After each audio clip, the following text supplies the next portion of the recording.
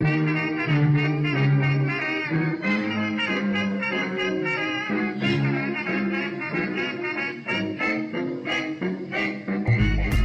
and welcome to another episode of Rustacean Station. I'm your host, Alan Wyma. Today we have two guests on the podcast. We don't have this very often. We have Joa and Kwindla from Daily, right? Welcome to the show. Why don't you guys give a quick introduction about first who you are and then talk about Daily itself. Go ahead. Whoever wants to go first. Thanks. I'll just jump in. Kwindla, Hultman, Kramer from Daily. I'm the founders of the company. I'm an engineer. I've been doing video stuff and large-scale network systems for a long time.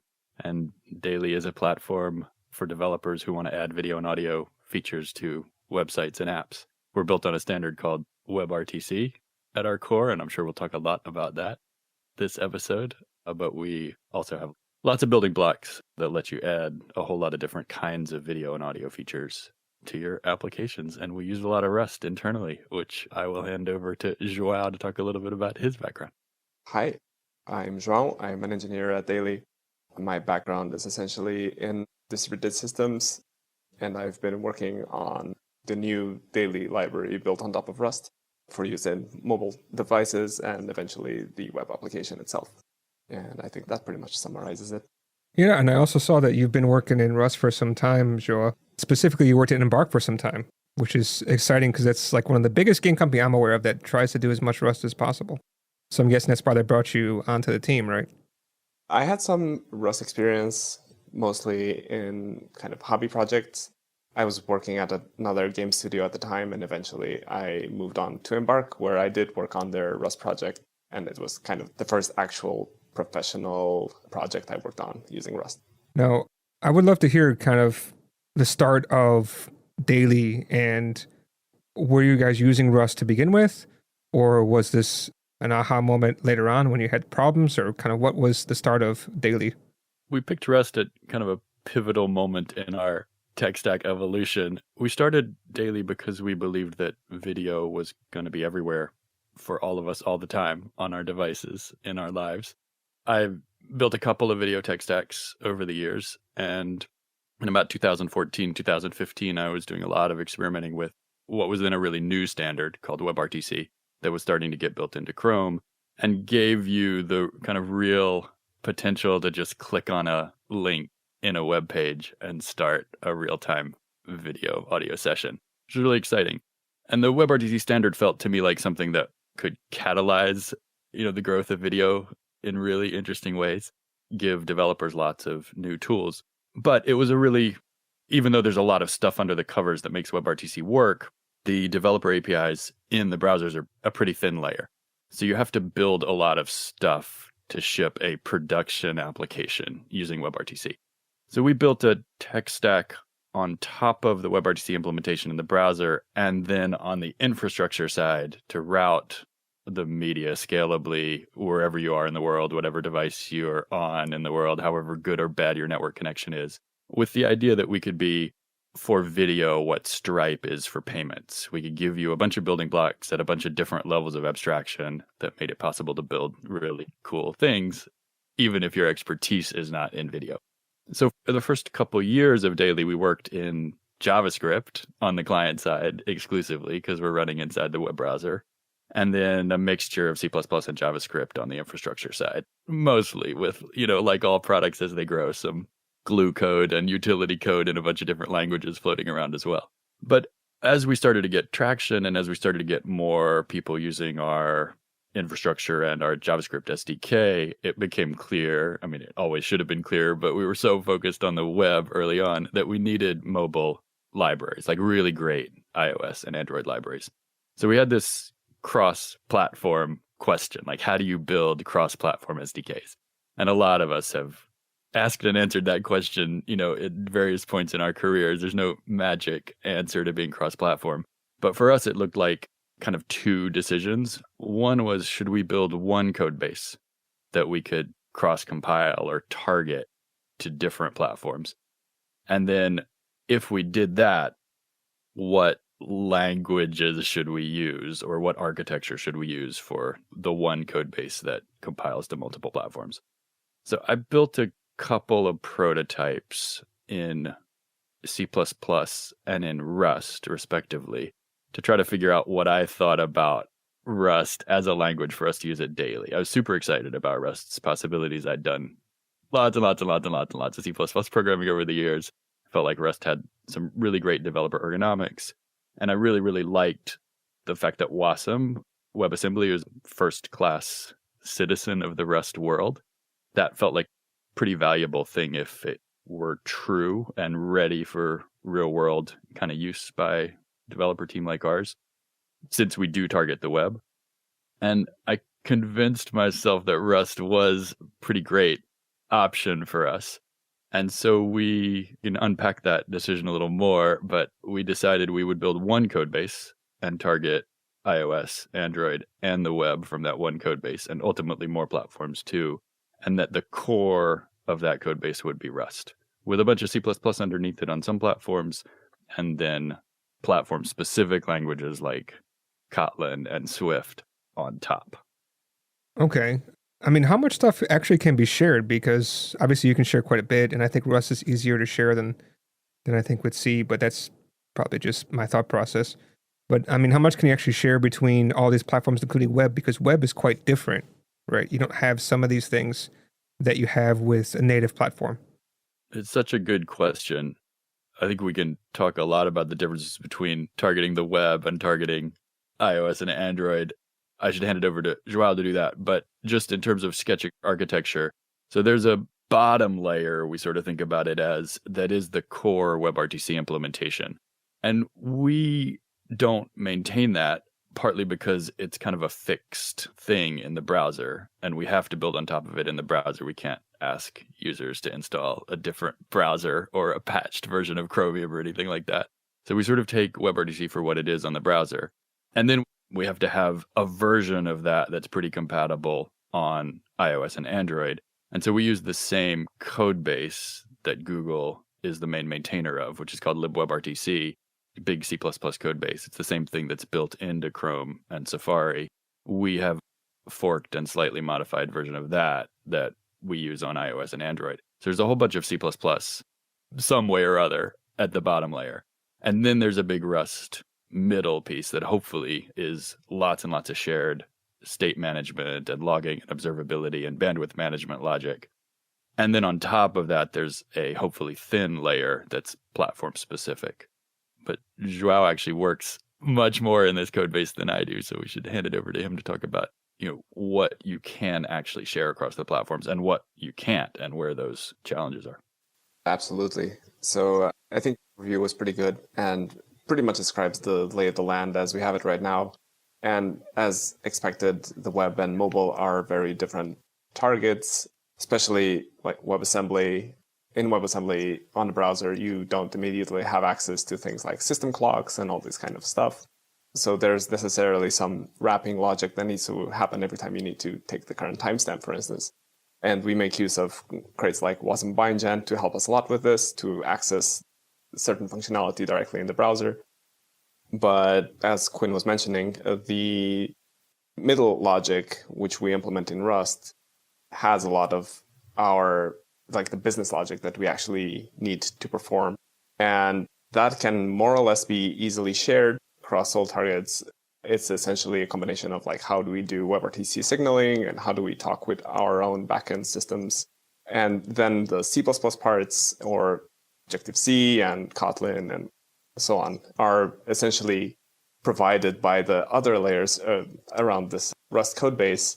And we just delegate to those pieces whenever we need something that's very platform specific.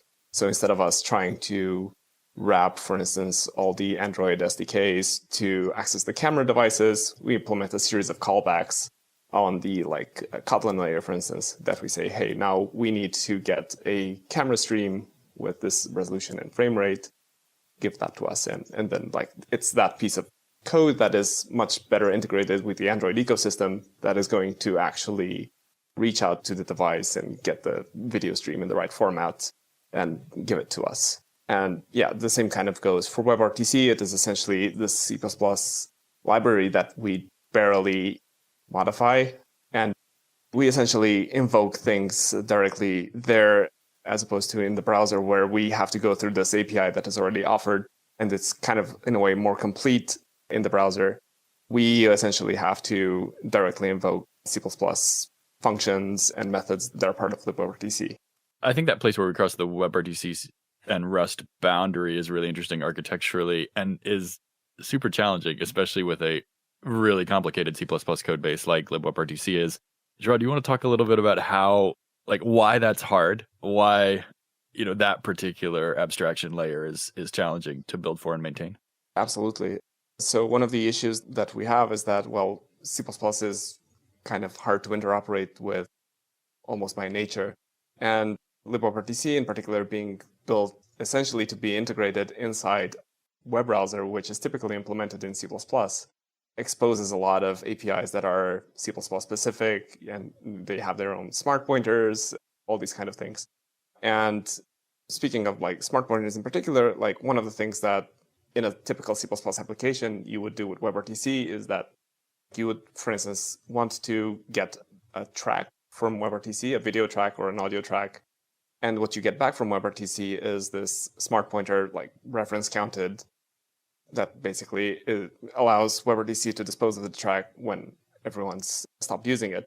Of course, when you cross the boundary to another language like Rust, you need to do this bookkeeping because, well, the C++ smart pointer will not automatically know that someone else might be still hanging on to the underlying pointer that was contained inside the smart pointer.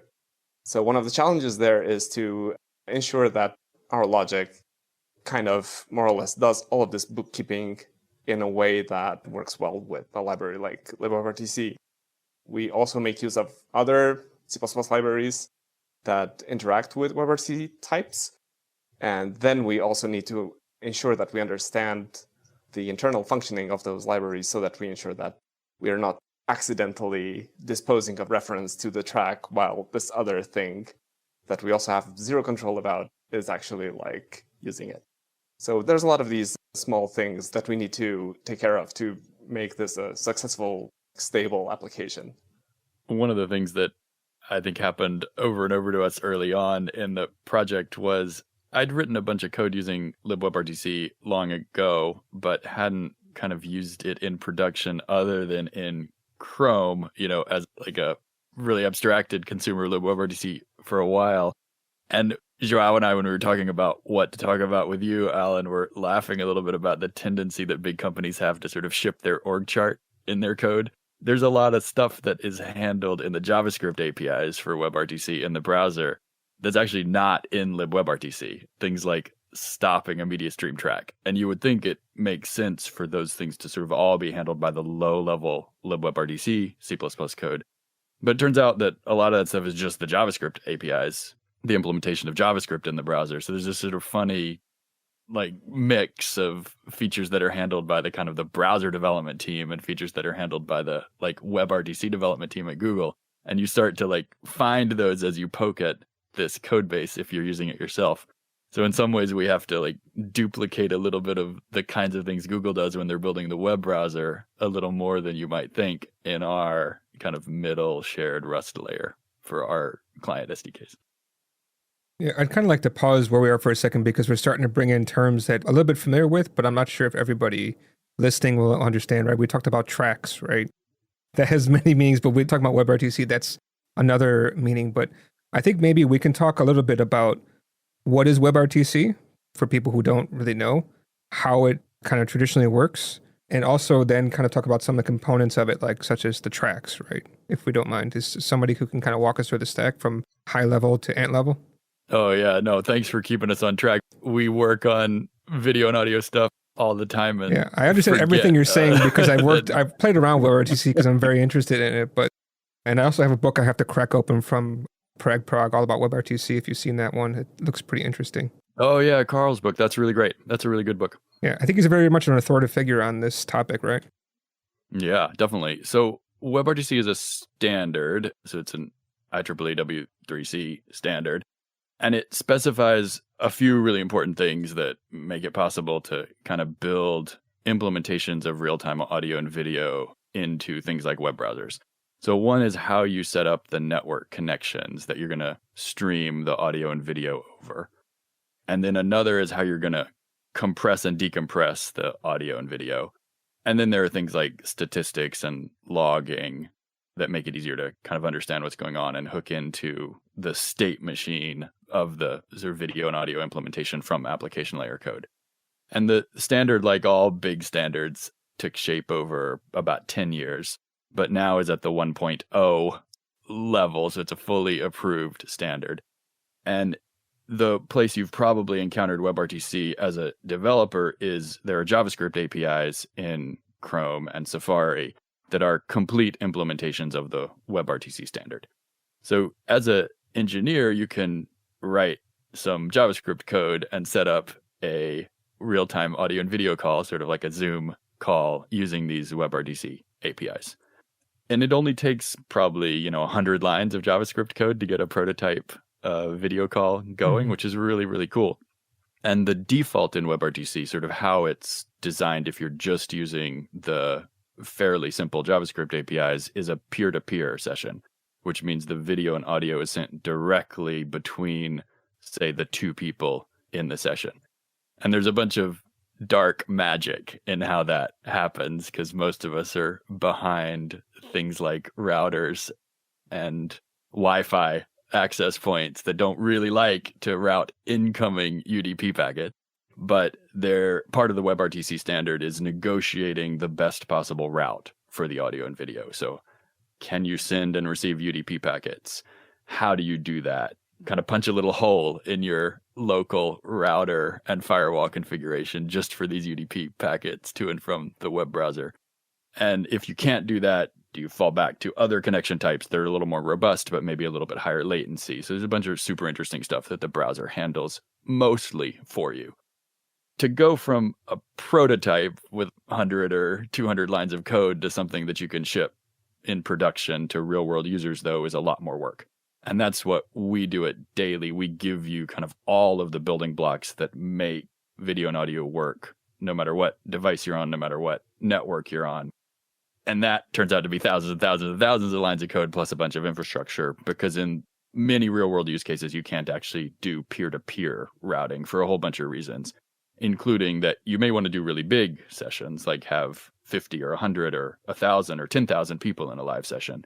At that point, once you're above 2 or 3 or 4 people in a call, peer-to-peer breaks down, and you can't send and receive enough data to do peer-to-peer connections with lots of people in a call. So you end up routing the media through servers of some kind. So there's a whole lot of infrastructure that a company like ours maintains to do these larger sessions.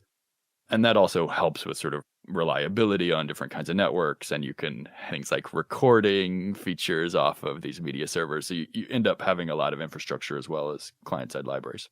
So the things we think about a lot and the things we help our customers understand are, so what are the basics of WebRTC and how do we wrap those to make them really easy to use?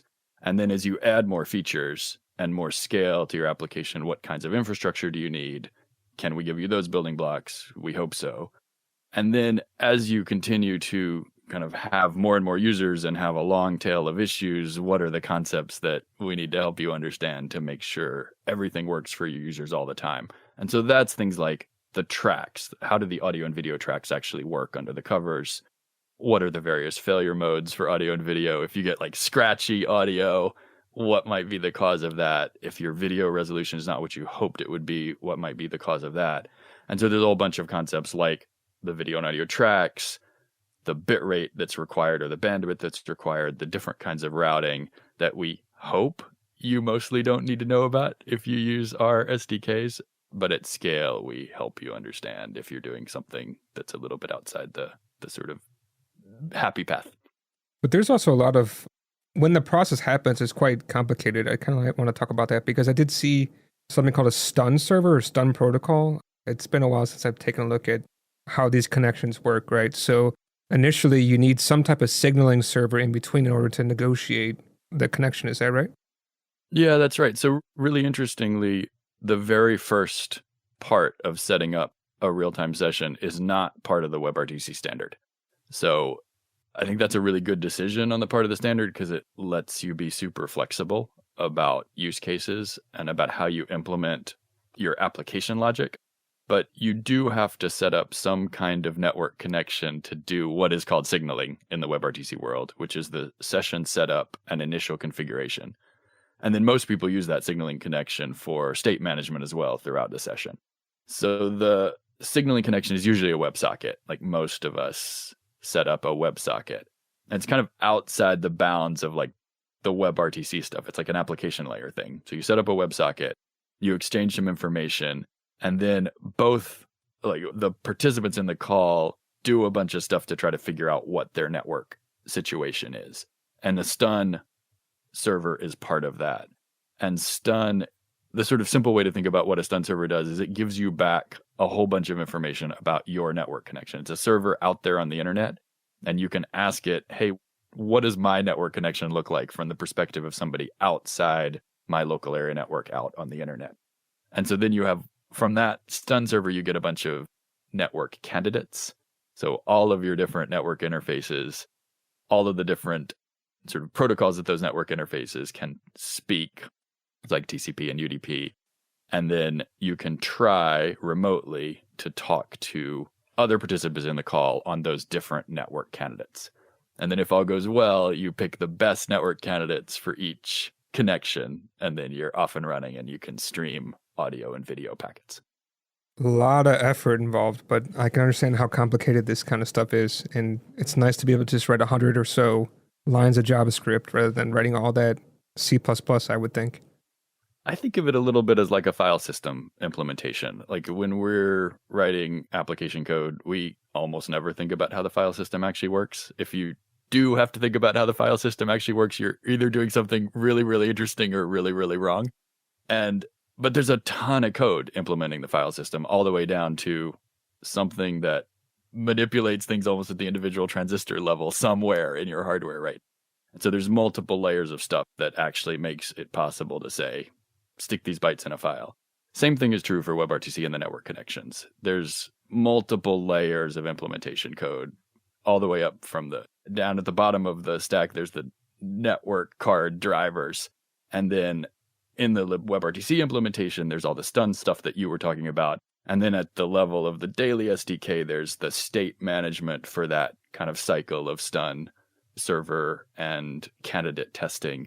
And then hopefully at the application level, all you have to do is say, I want to send some audio and video bytes to this other person, and you never have to worry about all that stuff. Well, this is kind of the question I have. So this is a standard, right? And my interpretation, sometimes the way standards work is there's a lot of should and not actually is, if that makes sense to you, where these things should be happening and this should happen, but in reality, it's actually like this, or it is this. Is there the same thing happening with WebRTC? Or is it Yes. like, no, there's a lot of like, I don't know, what do you call that? Interpretation. I think every real world standard has exactly what you're talking about, where there's an ideal situation that the standard describes, and then there's the actual implementations that are used in the real world, and that if you're writing code that you expect a lot of people to use across platforms, you kind of have to deal with. So for us, that tends to look like the implementation in Safari of audio stuff is pretty different from the implementation in Chrome on Windows. And if we don't understand those differences, then our users have audio issues of various kinds. And that could be like how the Bluetooth devices actually work in practice, and where the gaps are between what the Bluetooth devices think the world of audio looks like and what the WebRTC standard thinks the world of audio devices looks like. So we try to handle as much of that stuff as possible. And it's a moving target because every iOS release and every browser release is potentially a breaking change somewhere in the audio video network stack. But if we do our jobs, we've abstracted maybe all of that away. So you can just write your application code as if there are no differences, and the WebRTC standard is accurate 100% of the time. Yeah, I guess you're right. There's no like perfect world, right? When this happens, I just remember talking to somebody and they were describing how, HTML spec is quite clear, or the HTTP spec is very clear, but it's just not the way things are actually done. So you look at the guy tried to write this library for HTTP, and he wrote it according to the spec and then just tested it out and it just like died because things just don't work in that way. And so it took him quite some time to figure out the way things actually are versus the way they're supposed to be. So that's always interesting. There can be gaps in the standard, things the standards body folks didn't think of. There can be bugs in major implementations that you just have to work around. We found actually we're still debugging an interesting one this week. So these things happen all the time at every level. We found a model of router that seems not to be resolving some of our DNS queries properly. So we have AWS support and a big ISP and our team working on figuring out why some of these DNS queries are failing some of the time on this one model of router. So when you have code that's used by a large number of people that uses a bunch of different parts of, the ecosystem of a person's, tech, it always find these things. They just keep happening. Yeah, I almost enjoy these kinds of bugs, but I don't know about you guys, but does this mean that your offices are just full of these routers and such that you have to kind of pull them in and see what's going on? Or do you have this kind of style, or is it that the WebRTC standard, like you were saying before, you have so much debugging built in that you don't need to have these things next to you in order to figure out what's going on? We don't have an office. We're a completely distributed company across many different time zones and countries. But we do have at our houses and co-working spaces many, many, many, many, many test devices. So every operating system we support, many, many different hardware platforms, plus, as you were saying, things like routers, cameras, specific Bluetooth devices. And we use our own stuff every day. So we have a really, kind of the core of our testing loop is we're just in daily sessions, either directly using our own sample code or using our customers' platforms hours and hours and hours every day. And so we often find stuff in our development builds just because we're using our stuff. But then we also have lots and lots and lots of manual testing, and then a really, I think, interesting and capable automated testing system we call our robots that tests our stuff on as many software platforms as we can run kind of automated tests on. Well, I'm also quite curious about, you touched on this earlier, but I would like to kind of dig a little bit more into it about the differences in platforms, right? Obviously, running this and having the WebRTC definitely will help with the native side. But I'm thinking to myself, like, there's so many people who just don't want to download apps. So using, say, Safari on iOS versus Safari on different versions of Mac OS, and like you said, Windows, etc., or even not even using Chrome, you could be using, what is it? The browser that Microsoft is saying, download Chrome, use our stuff, right? The new one, or any other browser. Like Opera is still quite huge, I think. How do you work around these kinds of issues, and how do you kind of work your way around it, saying that, okay, not only am I working with web, but if I'm using, say, iOS 9 Safari mobile, then these things I have to work around. How does this kind of stuff work in your tech stack? We try to abstract away all the differences and work around as many bugs as we can on all the platforms. In the browser world, it's gotten a little bit simpler. When we started daily, Microsoft Edge was its own browser. Now Edge is a wrapper around Chromium, effectively. That probably doesn't give Microsoft quite enough credit. But the guts of Edge and the guts of Chrome are almost the same now.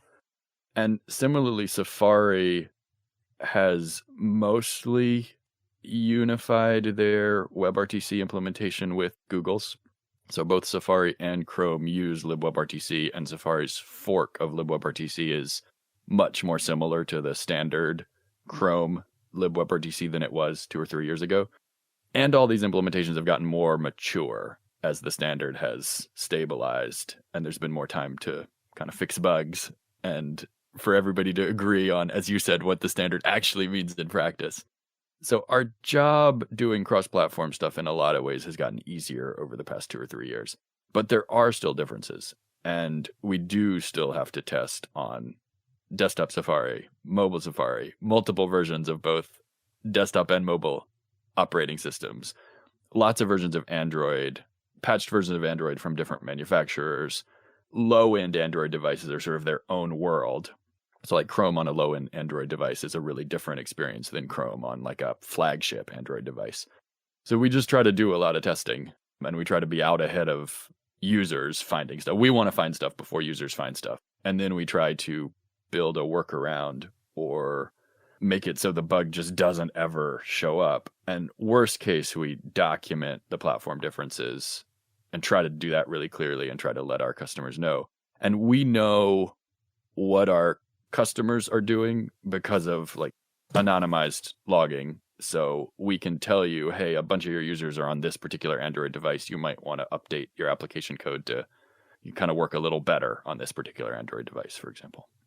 So that's another question I had too, but I guess we can touch on that since you're talking about this. You don't do the whole app, right? You just release a library and people will use that within their app, right?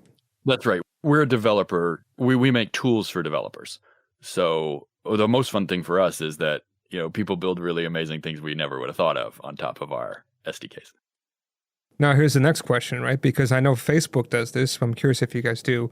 We have basically a giant monorepo, and from there you will create your targets. Now, do you have monorepo because you're sharing a lot of code, or do you have a bunch of different repositories? Joao, do you want to talk about our Git architecture? Yeah, of course. Basically, for our Rust code base, and together with mobile-specific SDKs, we do have a monorepo, just because it makes life so much easier. For our developers, primarily, we just have one repository, and we have all the tooling that you'll need to actually do a successful build. The one exception is WebRTC itself. Sorry, the libWebRTC, because that is an absolutely enormous SDK. So every time you do a checkout of libWebRTC for instance, Android, because you have to use Google's kind of repository checkout tools, you necessarily end up downloading a lot of third-party components and their own copy of, for instance, the Android SDK. And that ends up blowing up your repository several gigabytes large. So this is the one thing that we just have helper scripts in our monorepo to help you set up on the side, because we normally, once you do it, you never have to touch it again. And then we just maintain our own code and all the mobile SDKs in the same repo as our Rust core logic. Yeah, I would suppose at least the native part makes a lot of sense. So you also end up sharing some of your Rust code across to WASM JavaScript side is what it sounds like too. So the monorepo does make a lot of sense. Yeah, so basically our Rust code almost directly compiles to just a loadable JavaScript, or not JavaScript, of course, but like JavaScript plus WASM library that you can just load using Webpack, for instance. And that's really helpful.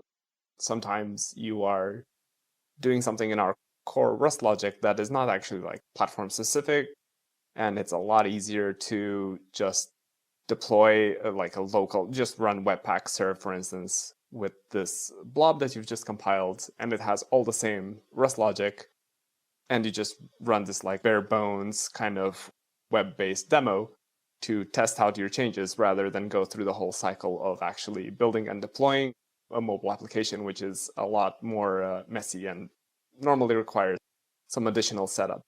So does this mean that you have, when you say tag a release, you'll just use one CI to kind of build up all your different dependencies and release like that? Yeah, we have a series of GitHub actions that essentially build everything from different platforms. We do have machines running all kinds of operating systems because, as Quinn mentioned, we are a fully distributed company. I am running the macOS, iOS CI on my own home, and this is the place where our iOS releases get built from primarily. Then we have other machines where we are running the Android and Linux builds and so on and so forth. It's funny to me how much mobile development still is human in the loop. I mean, you can automate a lot of it, and I think we've done a lot of automating as much as I think we can kind of at our stage and size, but I sometimes see messages in Slack that say, Joao, can you reboot the macOS build machine? Which is really funny in 2023. Yeah, macOS and iOS in particular are relatively tricky. There's a bunch of different obstacles in play. So even though we can technically just build our Rust code from a Linux machine, a Linux laptop, to compile to the Apple iOS target, in Rust. Unfortunately, libWebRTC itself has a number of tooling constraints that make it so it rejects building libWebRTC for an Apple platform on a non-Apple host. So we did end up building a bunch of different tooling to let us build libWebRTC in a host where it's allowed to build libWebRTC, and then copy that binary over and just build the entire package from another machine that's not necessarily running macOS, because at that point, we don't really have a technical obstacle. But eventually, to present the kind of the final, for instance, iOS framework, we do have everything built on a machine that can run Xcode, which is its own kind of mess in a way. So this is a flow that copying over a binary from another machine is usually a flow that you use as a developer who wants to just build for a specific device and you don't need to necessarily have like an Apple machine with you. But when you're integrating on iOS, right, it's been a while for me, but I believe Objective-C is kind of like a superset of C. So when you're integrating like Rust and C with iOS, doesn't it make more sense to use Objective-C? But even though that's being kind of taken out and replaced with Swift, right, does it still have the same integration? We do have an interesting, we have a chain of languages for certain platforms, and absolutely iOS is one of them, because even libWebRTC, it kind of comes with an iOS SDK, which is written in Objective-C. And if we want to use that from our Swift-based library, we already have to do some integration there. So what we end up doing for the most part is we have our Swift library invoking C API that ends up talking, and it does it via Objective-C, and it ends up talking to our Rust code via a C API instead. So it becomes a bit of this kind of chain of FFI, which can be tricky sometimes, especially when you are building a Rust application. It's very tempting to do a lot of rich types that might not necessarily come across well over a C API.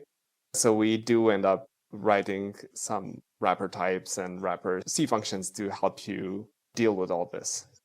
I'm really kind of curious about your automated testing. There was a hint that it's quite interesting. Can you explain that process? Yeah, of course. So we both have, unit tests that we run, like Rust unit tests that we run on CI, nothing really special about it.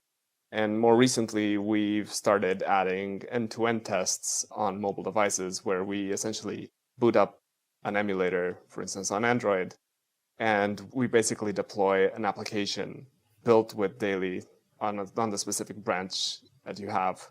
We just package the application, install it into the emulator, and actually join call via the emulator and do a bunch of tests there to see that we've reached the expected state, that we've received the events we're expecting. Like, for instance, if you join a call where there's a recording going on, we want to know that the application got notified that, hey, you joined this room and there's a recording going on. So we do a lot of these tests to ensure that we haven't missed anything in kind of the application loop. It's funny, I have a sort of outsider's view of the mobile specific work we do at Daily, and I've mostly done infrastructure stuff for my career. And the mobile stuff is a really wild combination to me of feeling like the future. Like, you have this little piece of glass that people are holding in their hands and it can do all these incredible supercomputer things. On the other hand, the development environments feel almost like they're still in the 1990s, using some IBM IDE to write a Windows 95 app.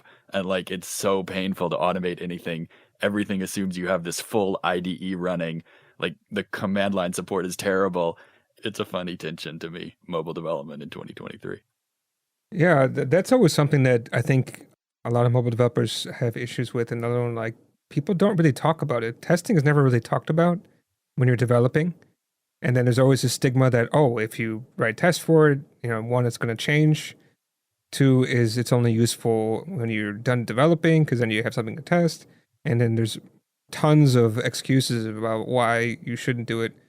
And then also, like I said, nobody really ever talks about how to do it for these mobile frameworks. There's some people talking about, but it's not as prevalent compared to, say, unit testing or just no testing at all or exploratory testing even. So finding a good toolkit, I think, is very difficult for these kind of things. And also, how do you actually verify the expected state of the screen? Like, what do you think should happen? This is really another kind of question too. Front-end testing in general is hard, and I think it's especially hard on mobile. Well, what I think is also hard too is like, remember back when iOS first came out, it was pretty easy to develop iOS apps. I think, I don't know if you guys ever did, but all the phones were always the same size, or at least way in the beginning. Now every phone comes out for iPhone, just iPhone only, we're talking. You got 3 to 4 different versions of sizes, right? But then look at Android, that's just a ridiculous amount of things. And now you have also, foldable phones, and some of them fold with two screens. Some have a screen on the outside. It's for, there's so many things that can happen. That it becomes even more difficult to kind of say predict about how it should look, right? I mean, like if you're doing your testing, like you're describing, if you have a small screen, does that mean, how should that look like compared to, say a foldable that's actually folded out? How would that recording dialogue look? Because you don't want to show a big dialogue when it's folded out, and you also don't want to make it so like more blown out than the screen has screen real estate, right? But still be legible. That's the kind of things I'm kind of curious about for your automated testing, but you may not do that much because that's up to the developer, right? You just got to make sure it actually shows. Well, one of the things we're trying to do is expose more and more of our testing infrastructure so that our customers can use it. And we're solving for a pain point there. I think some of the stuff you talked about, we hear a lot from our customers. Like, how do I actually test this app that has this really complicated real-time component? Like, I can test the app myself as a developer, but I kind of need somebody else to join the real-time session, or I don't know whether the video and audio features work. So we have cloud robots that can join calls, and you can start and stop those robots with APIs. Most of that stuff is still internal in our world, like daily only. But increasingly with our larger customers, we've exposed that stuff in kind of alpha stages to them. And we have customers who regularly test 1,000-person sessions using our robots. And our goal at some point, hopefully this year, is actually to productize that stuff so you can click in the daily dashboard and do a 1,000-person video call test with your own application and automate that as much as possible. But mostly we give you sort of the infrastructure that actually runs the tests so that you can do things like make sure that your app still works if 1,000 people are on your app at the same time. Are you actually able to simulate situations, say they have a bad network or Yes. Yeah. all That's kinds such of a great stuff, question. right? Sorry to interrupt you. I got so excited because this is the kind of thing that makes us excited at Daily is like, okay, how do you actually test a real world network connection when you don't, know that you can like call up somebody who has like a poor ISP somewhere and actually test a real world bad network connection. So we have a whole layer of network simulation that runs in our robots that lets you dial up packet loss, dial up latency, dial up jitter, and really test a bad network connection. And you can do that on every robot individually. So you can run a 1,000-person test and test a bunch of different bad network connections in your app and make sure that other people having a bad network connection doesn't break a person who has a good network connection more than it has to. And then test, okay, what's it actually like when I have a bad network connection? How does the video and audio degrade? How does my app handle, lower resolution video or audio that drops out and comes back? Am I telling my users the right things? Like, am I telling a user, hey, you've got a slow network? We're just letting you know that so you don't wonder why other people can't hear you, that kind of thing. We talked a lot about the product side. I feel like we're missing out on the Rust side. Yeah, we brushed a little bit about Rust and how it's been useful. Is there some more kind of parts, like is there parts of your stack that you added Rust to and made things better or even made things possibly worse? This is I feel this is a very interesting question. I see some smiles. I think, if I'm not mistaken, the network simulation bits that Quinn just mentioned about are entirely written in Rust. And yeah, I wasn't part of that project, so maybe Quinn can know some of the details there. The network simulation stuff is a little Rust implementation of like a network bridge in software. And you can write Rust functions that handle each packet as they come through in real time on a network connection and decide what to do with that packet. So you could slow it down and deliver it later. You could drop it entirely. Because it's a Rust function, it can be stateful, so you can really simulate any kind of network connection. And that code is all open source. So you can kind of use the same network testing stuff we use and write your own Rust functions.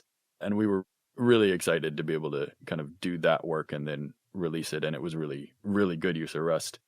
Places where Rust has been challenging, Joao's definitely better to talk about that. But I do think like the really supporting the web browser environment with WASM and supporting native kind of assumptions about what an application does at the same time in Rust, I think is challenging. Joao, is that fair?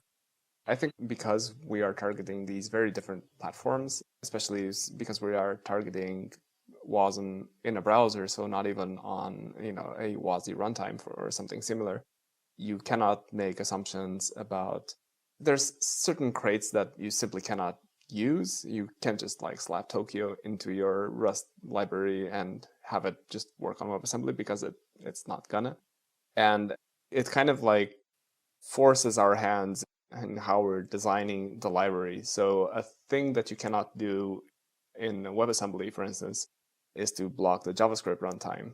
And so this essentially preempts any sort of, if you're using the Rust standard library synchronization primitives, like if you're using a mutex or a rewrite lock, you can't actually block on one of those.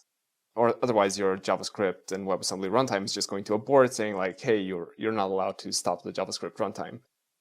So we do have to find alternatives to this kind of situation where normally you would just like put a mutex to synchronize and like to guard some piece of data that you want to mutate across different threads.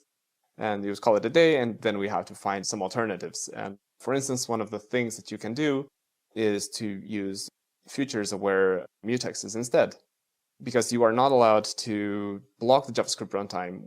What you can do with these mutexes, you can just yield your current task, basically, your current task in the JavaScript runtime, and let something else run. And so it technically functions as a mutex, but you've actually not blocked the single thread that you're running on JavaScript. And of course, this might be sometimes less optimal performance-wise on, for instance, a mobile device where you can have regular mutexes and they are super efficient, and it's just like literally like a flag somewhere and multiple threads are just synchronizing on that. But it's performance penalty that is not super noticeable or at all even, but just lets us structure our code base in the exact same way for WebAssembly and other targets. Now, I'm also kind of curious because I hear this a lot, is that I've heard people say that going between WASM and JavaScript, there's a penalty. Is this true? I mean, like any kind of FFI layer, you do incur a penalty because you're doing some sort of context switching. Yeah, you're probably sending some data over. You are creating, for instance, a JavaScript object with a copy of your data that you have in WASM, or if you want to expose something pretty in the console log where the user can, like, I don't know how much you've seen it, but for instance, like if you have rich JavaScript objects that you use console.log on your browser, you're going to see like this nice collapsible object that you can kind of expand the different fields and all this kind of stuff. And for you to do that from a Rust application, from Rust data in a way that is nice and clickable, you essentially need to copy over the object into JavaScript. So you create a JavaScript object that the browser can understand and then just like expand things on. If you just expose like binding to a piece of WebAssembly memory, you don't get the same visibility. So you essentially have to get the object, and then for each field that you want to inspect, you want to do object dot, my field, and see what it contains and access it that way. So depending on what kind of application you're building and what kind of experience you want to give to developers using your libraries, you will incur in different levels of performance penalties just for the sake of crossing this border between JavaScript and WebAssembly. Now, having this written in WASM, is there anybody looking at using WASM on native code, like with WASMer or something of the sort? One of the obstacles there, I mean, it's definitely possible, and that's something that's crossed my mind a few times. One of the obstacles there is potentially, and I say potentially because I haven't actually tried to get this through, for instance, the Apple approval process for iOS, because they've been historically very strict about shipping, bytecode interpreters and things like that in applications. So there is a risk that if we would build our code in such a way that what the customer does is just install this like library that can run WebAssembly, and then we provide our library as a WebAssembly module, there is a risk that it just gets rejected wholesale because, you've included some code interpreter and that's not allowed by the Apple policies. Otherwise, there's nothing technically stopping us. It would, however, there would be some other considerations that we would need to take into account. I mean, we would need to, like multi-threading, for instance, is something that we would need to ensure that, whatever runtime we are either shipping or that we are telling people to use can do like WASM threads, and that we structure our application in a way that we can actually take advantage of that. Where right now we know that our non-WASM targets we can assume that they are multi-threaded, and we just, spawn a Tokyo runtime, for instance, there. Yeah, that was actually a question I had. Is there like 3 to 5 crates that is being used by daily that you think really help to make daily work? Like, obviously we talked a lot about Tokyo. I'm guessing that must be one of the 3 to 5 that really are kind of the backbone of daily. Is there anything else that are really helpful for you guys to function? From like the kind of native SDK development side, so yes, definitely Tokyo. CBindgen and Bindgen are crucial just so we can expose an ICPI and can also just interact with C wrappers around other C++ libraries easily. So those 3 are very crucial.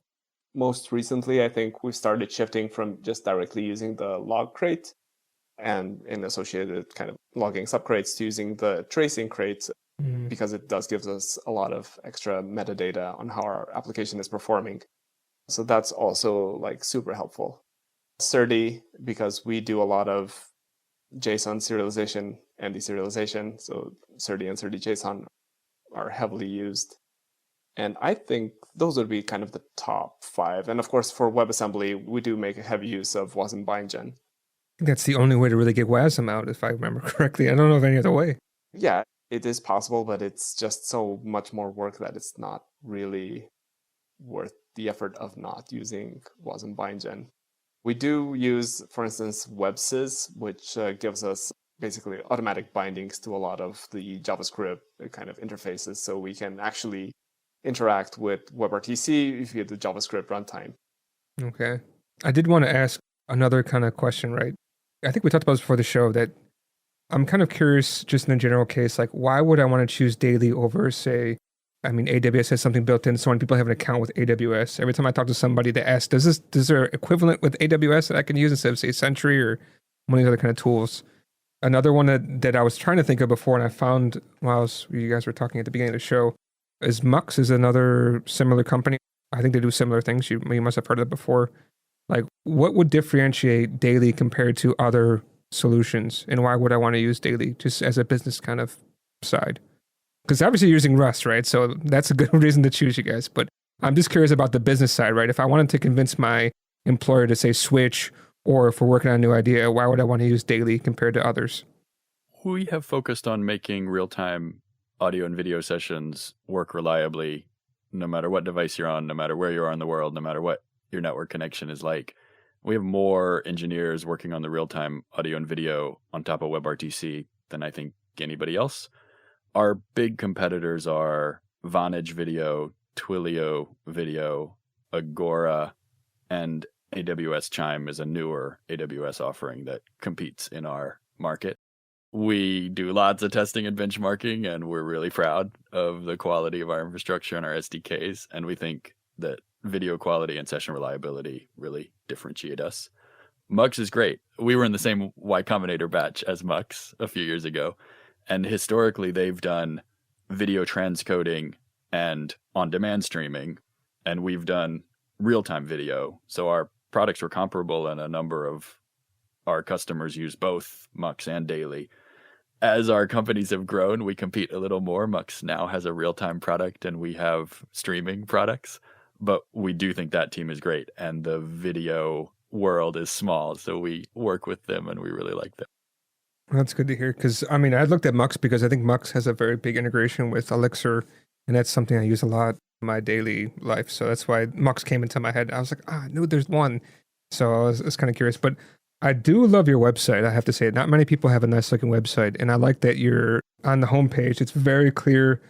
You have a lot of examples over here. And I'm pretty excited when I look at all those. And you show how you can use all of them put together. There's some with 2 head bubbles. And then there's a chat going on. There's so much stuff happening. It makes me kind of confident that I can really use your SDK to build anything real time. One of the things I used to try to say to investors when pitching daily early on was, as useful as video calls are, where you're looking at rectangles of heads on a screen, there's so many more use cases of video. And imagine just taking apart the Zoom UI and reimagining it however you want to. And that's what daily should support. You should be able to build any kind of video experience you can imagine.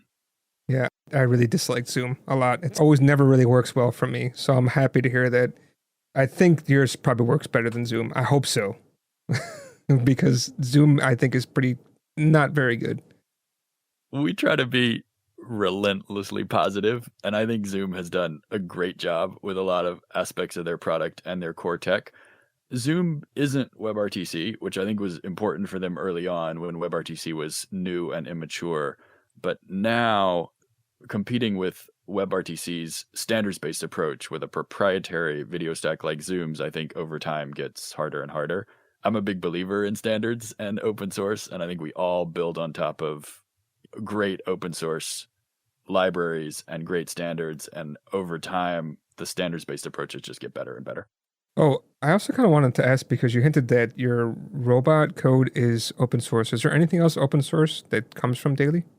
So we do build on top of libWebRTC, as we've been talking about, and a really great toolkit for media servers called Media Soup. And we contribute back to Media Soup. It's not our project, but we try to be really good citizens of the Media Soup community and contribute back changes that we make. We also have released the network simulation code as open source, and lots of the stuff built on top of our SDKs we release as open source. Like we have React components library that's open source. You're not looking to support one of the Rust UI libraries? We just haven't had the bandwidth, but we would love to fully support Rust APIs on the server side, at least with our SDKs. We'd like you to be able to just kind of write Rust code and use daily. We do that a little bit internally. We haven't looked at any of the Rust UI libraries, or maybe Joao has. I have not. I actually used to work with the author of eGUI. So that is something that is interesting just because it also runs on WebAssembly. And it would be interesting, but I, like Quinn says, I just haven't had the bandwidth to look into what would it take to actually provide a nice Rust UI integration. Yeah, there's no solid, okay, this is the UI library in Rust, library to use. So, it's hard to choose which one. There's about 5 to 8, I think, top ones I can think of. But I think there's one that can be supported, is the Tauri. If you guys heard that one before, Tauri or Tauri, I don't know how you exactly say it. But that one could also be tricky too, because that one is using the native web viewer. I forgot what it's called. Built into every browser, they have a native web view. If you know what I'm talking about. I see a lot of puzzled faces, but there's a native web view within basically every platform. Windows has it, iOS has it, Android has it, and they use that. It's an Electron alternative is sort of the way I think about it. That might be wrong, but if you're going to write a native application but use web technologies, it's a toolkit for that. Is that the right project? Yeah. If you're talking about Electron bundle Chrome or whatever with it, this one uses the default native one within there. But that one also has issues because that one could be, Chrome from, I don't know, I wouldn't say 15 years ago. I don't think Chrome was around back then, but Chrome from 3-4 years ago or whatever. But the memory footprint's better. Yeah, well, in any case, a lot of things are better, a lot more supported too, but I think that would just be way too old for catching up with stuff, I think, but it'd be interesting to see. But that would be something really cool to see. Maybe within 5-10 years, you might be able to take a look at that. Windows, I don't know what Windows version that would be. Windows 20, 50, I don't know what it is, how the Windows and numbering works. But yeah, that'd be interesting to see. Yeah, cool. I mean, I don't have any more questions. I mean, like I said, this kind of gets me pumped. I want to open up that WebRTC book I bought a long time ago and never opened up yet. I'm curious to play around. And I didn't hear about Media Soup before, so that's also interesting. There's a bunch of fun Rust stuff happening in the Media Soup community. Media Soup historically is lots of C++ under the covers, but everybody's excited about Rust. Yeah, well, I thought was interesting. I saw npm install Media Soup, and I said, oh, that's weird. Why is it supporting only JavaScript? And I saw underneath cargo add Media Soup. Oh, okay, nice. Okay, now I can play around with this. So this like there's native Node.js or Rust, but I also see some stuff down below mentioning about Node, Rust. It looks like C, C++. I'm guessing for the other three that are at the way bottom of the website. I believe that the Rust or kind of Rust libraries are mostly server-side at the moment. We would love to have a Rust native version of the client side, and we might get to it because one of the things that we currently do is that we use either the JavaScript version on our WASM builds or we use the C++ version on our native builds. And the APIs are sort of mismatched just because the JavaScript gets a lot more attention than C++. And the kind of dream scenario would be to have a native Rust implementation that we could cross-compile to either WebAssembly or to native code. Yeah, I'm looking forward to see what happens. I mean, it seems like more and more people are using Rust, and that's fantastic. Yeah, I don't have any more questions on my side. Is there anything else that we didn't get to from the daily side that you think would be good for people to know? No, I think we covered a bunch of ground. Thank you for having us. Yeah, I guess the last thing I have to say is there, if somebody wanted to kind of reach out to hear more about what you guys are working on, I saw that you guys are hiring. What would be the best way to get in touch with you, say, for just general knowledge or actually maybe being part of the team? Yeah, for general knowledge, community.daily.co is our forum, but you can also send us mail or find a live chat on our website. And if you wanted to find us, you can send mail to help@daily.co or Kwindla@daily.co. I won't give Joao's email address unless he wants to, but I'm always happy to answer email. Cool. If there's nothing else, then again, I want to thank you guys for coming on. It's a lot of fun. I'm happy that this topic I kind of know a little bit about because I played around in the past, and I'm happy to hear that, yeah, things are advancing farther, and yeah, it looks like we'll be able to do our own dailies in the future, hopefully. But that may not be good for you guys, but it's still interesting to see what's going on with WebRTC these days. I think that maintaining global infrastructure in dozens of regions all around the world is non-trivial enough that we think we always have some value add. Okay. So maybe mini dailies, maybe office dailies then. No need Yeah, for global. absolutely. And it's super fun to play with WebRTC and like little prototype and local installations. We recommend it. Yeah. All right. And again, thank you guys for coming on. I really appreciate it.